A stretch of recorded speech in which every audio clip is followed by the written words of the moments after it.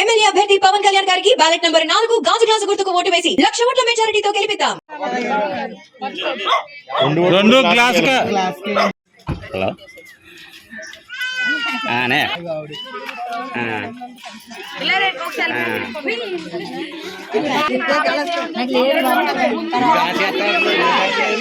ఈ రోజు మనం పవన్ కళ్యాణ్ గారి ఆధ్వర్యంలో జనసేన పార్టీ తరఫున చిత్రాడు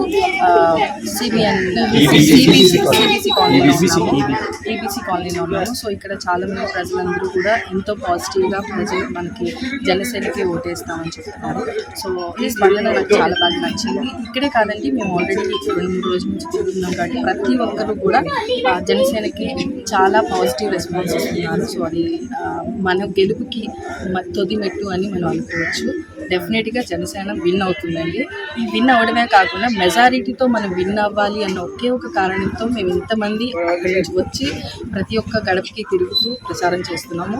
సో మీరందరూ కూడా మేము అంత దూరం నుంచి వస్తున్నామండి, మీరు ఇక్కడి నుంచి వెళ్ళి పోలింగ్ బూత్కి వెళ్ళి కష్టం అనుకోకుండా గ్లాస్ గుర్తుకి ఓటేయండి. ఎందుకంటే ఇన్ని రోజులు మనం చాలా పరిపాలన చూసాం, అందరికీ ఒక అవకాశం ఇచ్చాం. సో అలాగే ఈయన కూడా మనకు చేస్తాను అంటున్నారు కాబట్టి ఈయనకి ఒక అవకాశం ఇద్దాం. సో మర్చిపోకుండా మీరు అందరూ వచ్చి జనసేనకి ఓటేయాలని మనస్ఫూర్తిగా కోరుకుంటున్నాను. నమస్తే అండి, నా పేరు జాహ్నవి. నేను ట్రాన్స్జెండర్, కాకినాడ జిల్లా వెలుగురేఖ మహిళా సేవా సంఘం ప్రెసిడెంట్. నేను పవన్ కళ్యాణ్ గారికి సపోర్ట్ చేయడం కోసం పిఠాపురం నియోజకవర్గంతో కూడా క్యాన్వాసింగ్ చేస్తున్నాను. సెలబ్రిటీస్తో మేము ఇండివిజువల్గా కూడా మహిళా సంఘాలతో చేస్తున్నాము. మాకైతే చాలా గుడ్ రెస్పాన్స్ ఉంది. పిఠాపురం నియోజకవర్గం అంతా కూడా మీరు చెప్పక్కర్లేదమ్మా, మేము ఇంటికి వెళ్ళి ఓటు అడగడానికి వెళితేనే వాళ్ళే చెప్పేస్తున్నారు, వద్దమ్మా మేమే గ్లాస్కే వేస్తాము, పవన్ కళ్యాణ్కి ఒక అవకాశం ఇస్తామని చెప్తున్నారు. ఆల్రెడీ గత ప్రభుత్వంలో వాళ్ళు ఎన్నో చాలా ఇబ్బందులు ఎదుర్కొన్నారు. అమ్మఒడి కానివ్వండి, అలాగే రైతు మత్స్యకారులందరికీ కూడా వాళ్ళందరికీ కూడా న్యాయం జరగలేదని చాలామంది మాకు చెప్పడం కూడా జరిగింది. అలాగే రోడ్లు, డ్రైన్లు ఇటువంటి విషయాల్లో కూడా చాలా జనాలు విసిగెత్తిపోయి ఉన్నారు.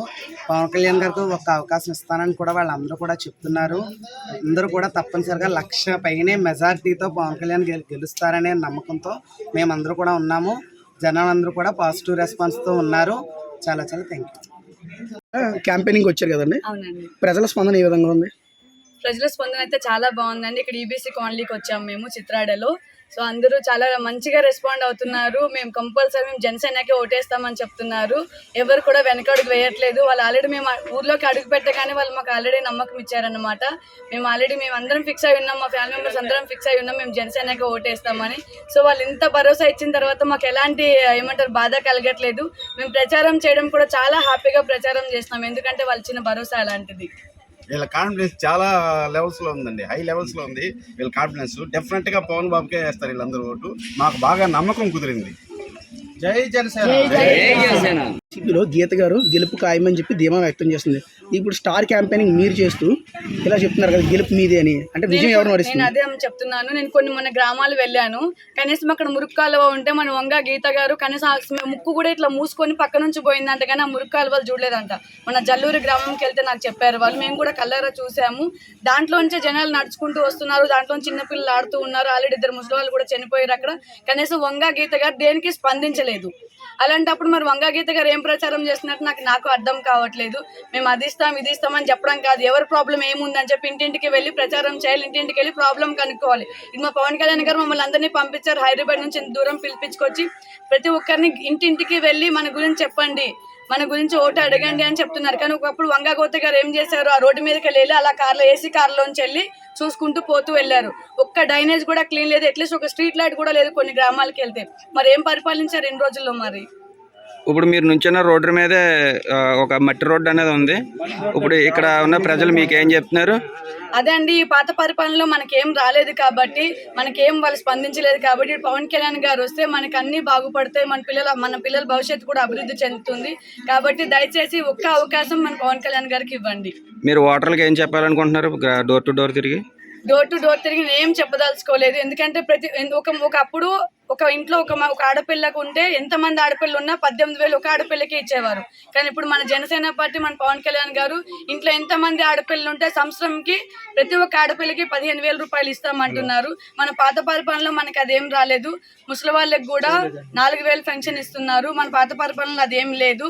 సో దయచేసి మీ అందరికీ చేతులెత్తి దండం పెడుతున్నాను. నేను మంచి నాయకుడిని ఎంచుకోండి, మన జనసేన పార్టీకి ఓటేయండి, గాజుగ్లాస్ గుర్తుకు ఓటేసి గెలిపించండి. ఇప్పుడు మీరు చెప్పే మేనిఫెస్టో ప్రతి ఒక్కరు స్పందన ఎలా ఉంది ప్రజలది? ప్రతి ఒక్కరి స్పందన చాలా బాగుంది. అమ్మ మేమందరం 8 సంవత్సరాలు ఎంతో మందికి అవకాశాలు ఇచ్చాం. మాకు ఎవరు గుమ్మం తట్టి మాకు ఇలా వచ్చి మా ప్రాబ్లమ్స్ కనుక్కోలేదు. కానీ ఫస్ట్ టైం మన జనసేన పార్టీ నుంచి మన పవన్ కళ్యాణ్ గారి తరపు నుంచి మీరు అందరూ వచ్చి మా ప్రాబ్లమ్స్ కనుక్కుంటున్నారమ్మా. మా ప్రాబ్లమ్స్ అన్ని ఆయన వరకు వెళ్తే చాలు అని మనల్ని వేడుకుంటున్నారు అంతే. Thank you madam.